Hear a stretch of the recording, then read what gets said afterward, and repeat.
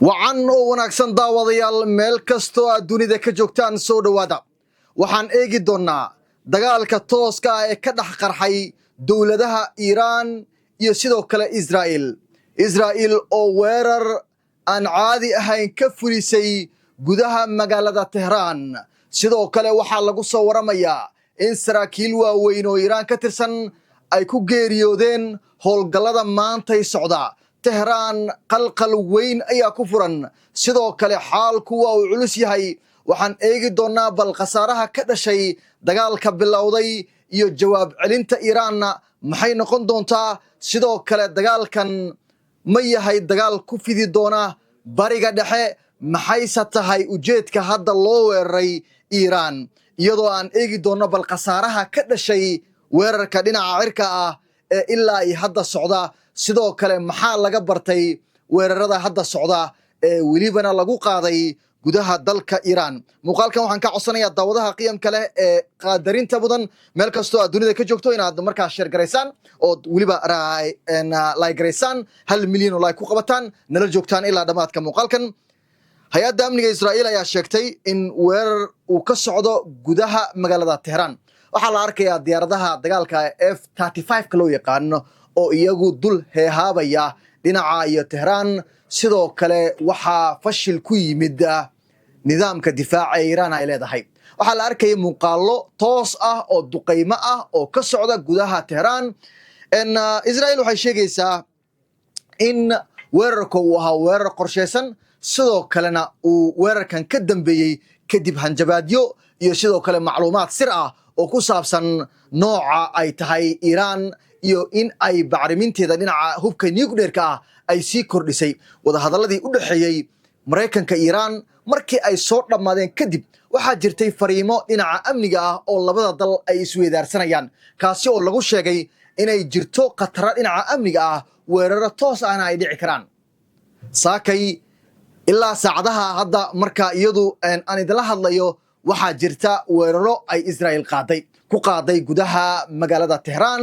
waxaa la beegsaday xarumo dowladeed waxaa la beegsaday goobo ay degnaayeen saraakiil sidoo kale waxaa hadda la la'yahay hogaamiyaha dalka Iiraan Ayatullaahi Cali Khamenei si kastaba markaad fiiriso xaalka hadda iyo weerarkan sida uu ku bilowday waxaa markaa muuqanaya in xaalka uu adag yahay Al-Carabiya waxay ku warantay daawadayaal in ay jirto khasaaro weyn oo ka dhashay duqeymaha Israa'iil ay ka fulisay halka iyo sidoo kale Tehraan warbaahintu waxa ay sheegaysaa in la maqlayo oo caasimadda Tehraan laga maqlayo qaraxyo waaweyn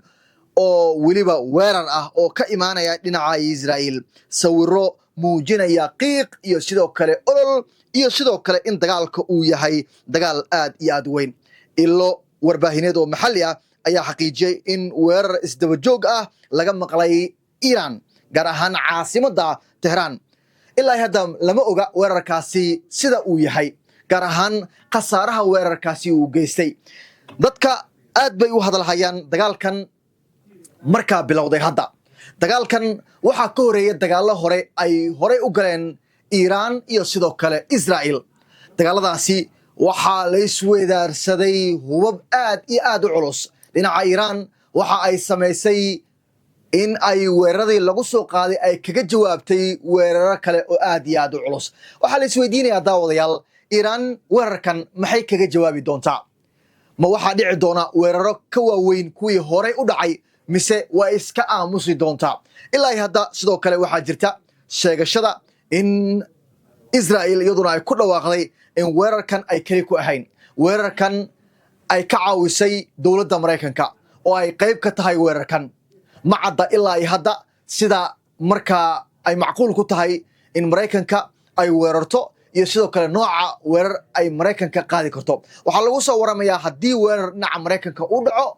in ay tahay weerarada dhinaca maraakiibta laga adeegsado iyo sidoo kale diyaaradaha iyagu aadka wax u gumaada ee F-35 iyo sidoo kale diyaaradaha aanan raadaar ku qabanin ee aadka loogu cabsado ee halista ah ee welibana wax ka duqeeya goobaha ay ku jiraan ama ay ku keedsan yihiin sawaariikhda dalka Iiraan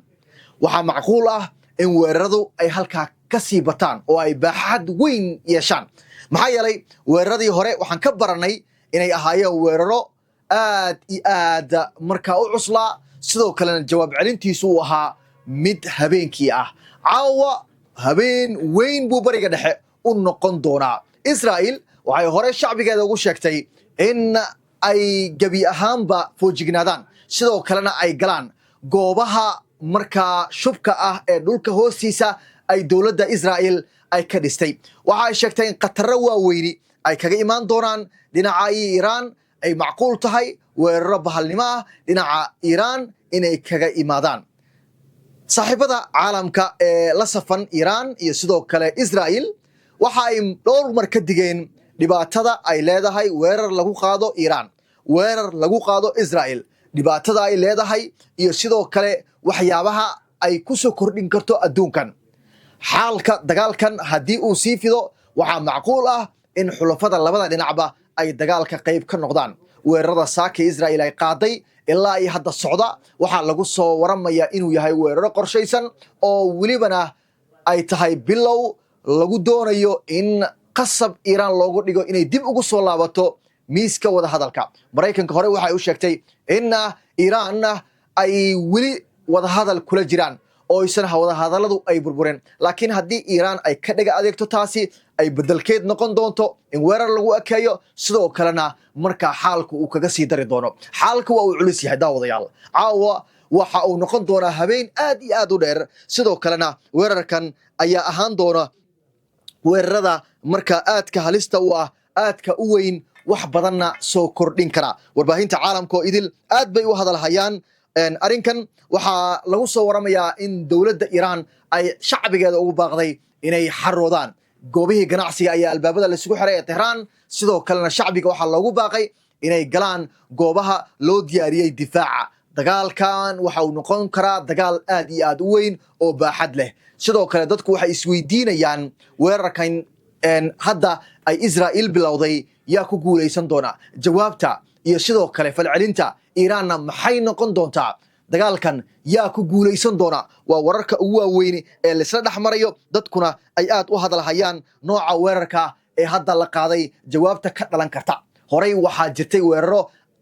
ay qaaday Israa'iil sidoo kale weeraro ay qaadeen Iiraan oo ahaa weeraro aad iyo aad u darnaa madaafiicyo iyo sawaariikhyo iyo weliba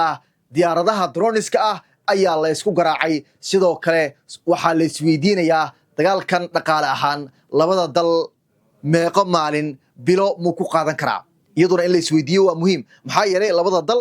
marka aad eegto dhinaca Iiraan dhaqaalaheedu waa uu liitaa Israa'iilna waxa iyadu ay haystaa xulafo daacad u ah oo diyaar u ah in meel walba ay kula dagaalanto sidoo kalena ay jawaab ka bixiso cid walba oo ku soo xadgudubta laakiin xulafada Iiraan ilaa ay hadda ma jirto xulafo si rasmi ah dagaalka ula qayb qaadatay la garab safatay sidoo kalena marka iyagu gaashaan ka dhigtay xaalka dhinaca